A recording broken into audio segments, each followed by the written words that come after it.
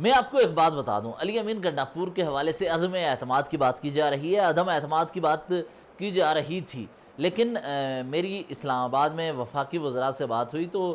ان کی جانب سے مجھے بتایا گیا کہ ایسی سوچ نہیں ہے۔ ایک اور بات آپ کو بتاؤں، سنجیدہ سوچ نہیں ہے، ویسے ہی بیانات کی حد تک تو کہا جا سکتا ہے۔ دوسری طرف پی ٹی آئی کے سینئر عہدیداروں نے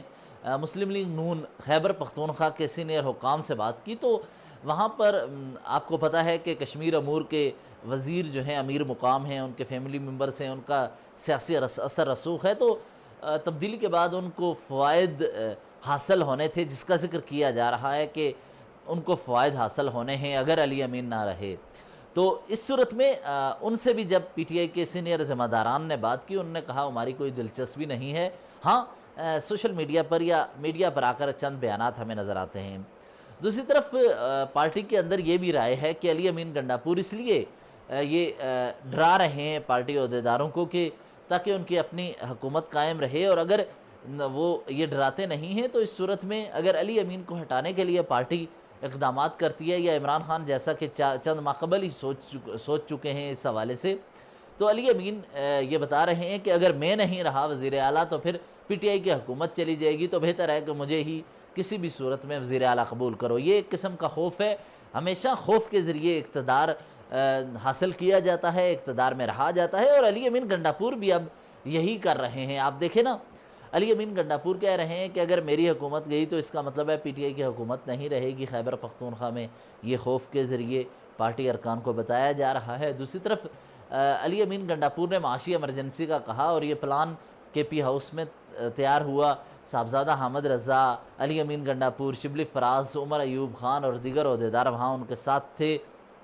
میری وفاقی وزراء سے جو بات ہوئی ہے، انہوں نے کہا کہ معاشی ایمرجنسی کا کوئی ہمارے ذہن میں پلان نہیں تھا اور نہ ہی لگانی تھی۔ دوسری طرف وہ تو یہ دعویٰ کر رہے ہیں، اور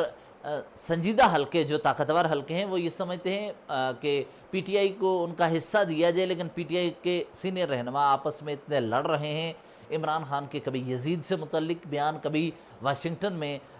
امریکہ میں آرمی چیف یا فیلڈ مارشل کے دورے کے موقع پر احتجاج کی وجہ سے وہ خود خرابیاں پیدا کر رہے ہیں، وہ خود ہی اپنے آپ کو گہری کھائی میں دھکیل رہے ہیں۔ تو پی ٹی آئی کو ان کا مطلوبہ شیئر ملنے کے امکانات جب بھی ہوتے ہیں تو اس دوران اچانک عمر ایوب کی جانب سے سخت تقاریر آ جاتی ہیں انڈیا کو لے کر، پارٹی کے سینئر عہدیدار کچھ سخت بیانات دے دیتے ہیں، عمران خان یزید کہہ دیتے ہیں۔ اس وجہ سے چیزیں جو بڑھتی ہیں، بہتری کی طرف بڑھ رہی ہوتی ہیں، وہ نہیں ہوتی۔ میں آپ کو دو مثالیں دیتا ہوں۔ اس سے قبل یہ ہوا کہ جس وقت انڈیا کے خلاف پی ٹی آئی کی قیادت اکٹھی ہوئی اور تمام سیاسی قائدین کے ساتھ مل کر کہا کہ ہم بھارت کے خلاف متحد ہیں، تو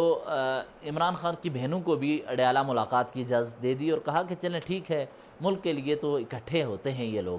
لیکن جیسے ہی ملاقات ہوتی ہے تو عمران خان نے یزید کا لفظ کہا اور کہا کہ میں ان کے ساتھ نہیں چل سکتا، میں کبھی بھی ان کے آگے سرنڈر نہیں کروں گا۔ اس کی وجہ سے ملاقاتیں ختم ہو گئیں۔ پھر یہ خواہش کر رہے تھے ملاقاتیں ہوں، ملاقاتوں کا سلسلہ ختم ہوا۔ پھر اچانک ہم نے دیکھا کہ ان کی ایک ملاقات ہوئی، لیکن آرمی چیف جب